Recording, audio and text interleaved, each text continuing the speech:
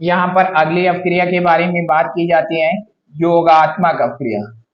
किसके बारे में बात की जाती है? योगात्मक अपक्रिया। किसके बारे में बात की जाती है? योगात्मक अपक्रिया के बारे में बात की जाती है।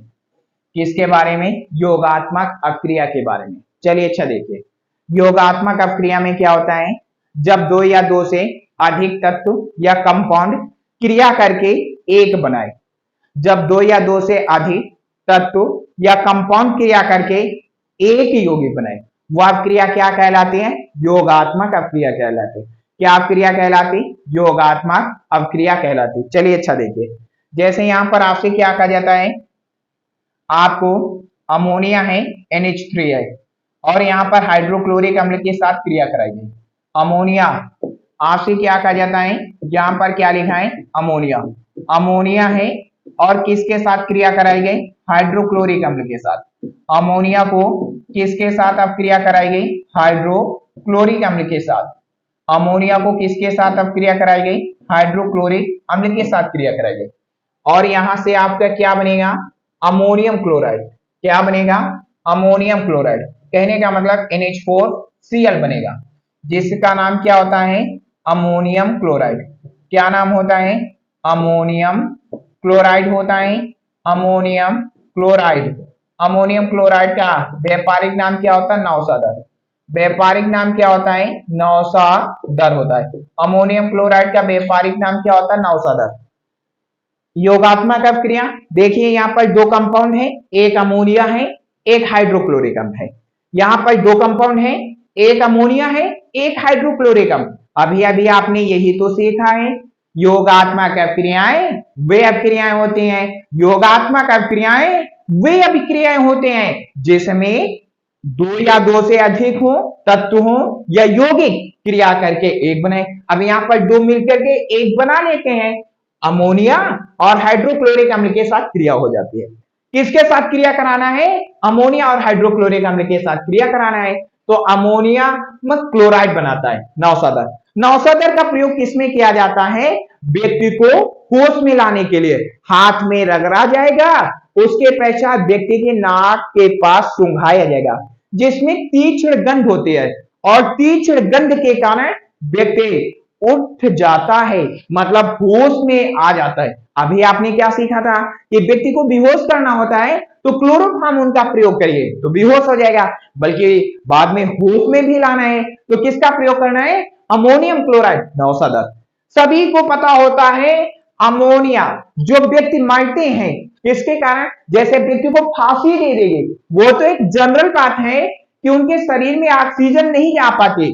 इसका मेन रीजन यही नहीं होता है कि वो ऑक्सीजन के कारण मरते, किसके कारण? अमोनिया के कारण।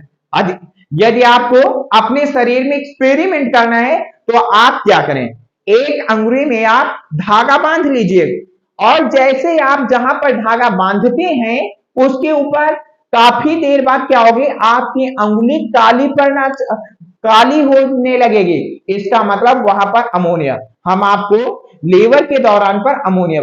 यदि किसी व्यक्ति को जहर से मृत्यु होती है, किसी भी व्यक्ति को जहर से मृत्यु होती है कुछ भी, तो पोस्टमार्टम में कौन सा अंग प्रभावी होता है? कौन से अंग को चेक किया जाता है? तो लीवर को चेक किया जाता है। किसे चेक किया जाता है? लीवर। सभी को पता होता है कि लीवर में क्या होता है? सबसे ज्यादा रीजनरेशन पावर होती है। कहने का मतलब लीवर को व्यक्ति को किस प्रकार से दान में दिया जाता है? काट काट कर दान में दिया जा सकता है। रीजनरेशन पावर सबसे ज्यादा शरीर के किस अंग में होता है? लीवर में होता है। और सबसे कम किस में होता है? ब्रेन में होता है। रीजनरेशन पावर किसमें सबसे ज्यादा होता है? लीवर में होता है, यकृत में होता है, जिगर, जिसे लीवर, यकृत, जिगर, कलीजा के नाम से जाना जाता है। लीवर, यकृत, जिगर, कलीजा के नाम से जाना जाता है। जो लीवर होता है उसे काट काट कर दान में दिया जाता है। कैसे? काट काट कर। अगर व्यक्ति का सही लीवर काम करता है तो व्यक्ति का 100 साल तक लीवर में कोई खराबी नहीं होती है। यहां पर जो व्यक्ति मरते हैं वो किसका मेन रीजन होता? फांसी लगा लिया, कुछ भी कर लिया, तो उसका रीजन कौन होता है? अमोनिया। ऑक्सीजन तो एक नॉर्मल बात होती है, ऑक्सीजन एक नॉर्मल बात होती है व्यक्ति को मारने के लिए, बल्कि सबसे मेन बात जो होती है अमोनिया के कारण। सबको पता होते हैं रेफ्रिजरेटर, कहने का मतलब फ्रिजों में कौन सी गैस भरी जाती है, अमोनिया गैस भरी जाती है। फ्रिजों में कौन सी गैस भरी जाती है, अमोनिया गैस भरी जाती है।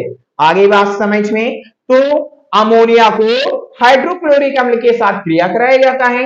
अमोनिया को हाइड्रोक्लोरिक अम्ल के साथ क्रिया कराया जाता है। अमोनिया को हाइड्रोक्लोरिक अम्ल के साथ क्रिया कराने पर अमोनियम क्लोराइड नौसादर प्राप्त होता है। नौसादर क्या किया जाता है, हाथ में रगड़ा जाता है और व्यक्ति को सुंघाया जाता है, जिसके कारण व्यक्ति क्या होता है, होश में आ जाता है। क्या होता है, होश में। चलिए दूसरा एग्जांपल देखते हैं। अब यहाँ पर आपसे क्या कहा जाता है, एसिटिलीन लेना। क्या लेना है, एसिटिलीन। अब यहाँ पर CH ट्रिपल बॉन्ड आपसे क्या कहा जाता है, CH, और आप यहाँ पर क्या करोगे, हाइड्रोजन ले लो। निकिल उत्प्रेरक होगा 350 सेंटीग्रेड का टेम्परेचर होगा। निकिल उत्प्रेरक होगा 350 सेंटीग्रेड का टेम्परेचर। अब एक हाइड्रोजन ऊपर जोड़ दीजिए, एक हाइड्रोजन नीचे।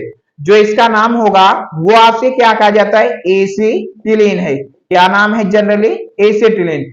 अब यहाँ पर एक हाइड्रोजन क्या करना, ऊपर जोड़ दीजिए, एक हाइड्रोजन नीचे, और आपसे क्या कहा जाता है, बॉन्ड की संख्या कम हो जाती है। एक हाइड्रोजन ऊपर जोड़ दीजिए, एक हाइड्रोजन नीचे जोड़ दीजिए, बॉन्ड की संख्या क्या होती है, कम हो जाएगी। चलिए अच्छा, अब यहाँ पर एक हाइड्रोजन ऊपर जोड़ोगे तो क्या बनेगा, CH2 बनेगा। आगे बात समझ में। फिर यहाँ पर एक हाइड्रोजन नीचे जोड़िए तो क्या बनेगा, CH2 बनेगा।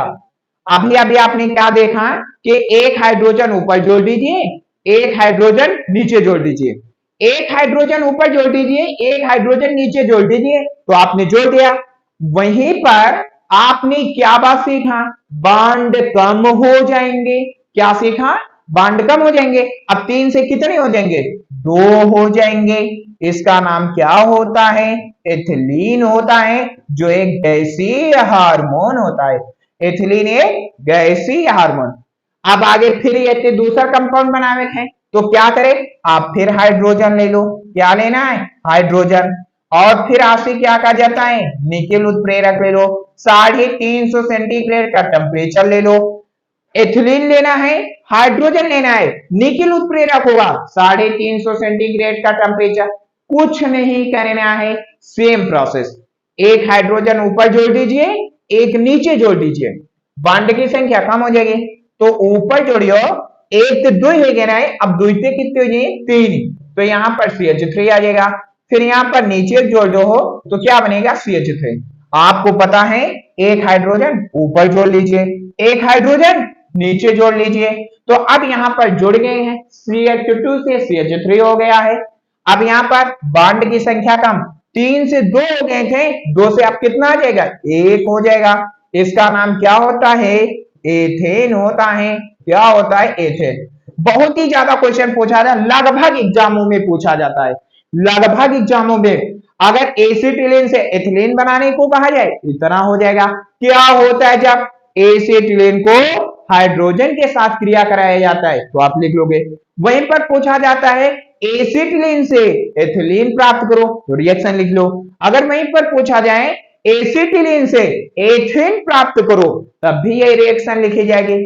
आगे बात समझ, ये दोनों, एक ये वाले और नीचे वाले, ये किसके, योगात्मक अपक्रियाओं के उदाहरण। किसके, योगात्मक। योगात्मक अपक्रियाओं में क्या होते हैं, 2 या 2 से अधिक तत्वों या यौगिक क्रिया करके कितने बनाएंगे, एक बनाएंगे।